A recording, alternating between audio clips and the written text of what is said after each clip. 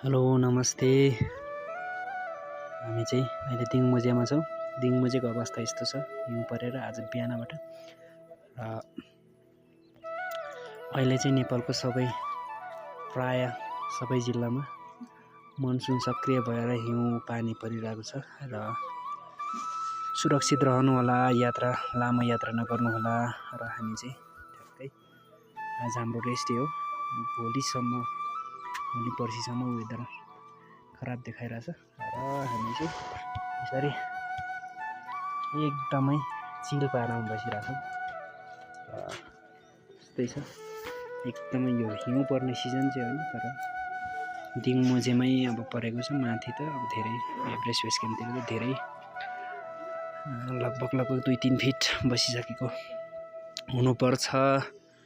र यस्तै छ हाम्रो चाहिँ अवस्था। यो एकदमै पानी परिरहेछ, हिउँ परिरहेछ।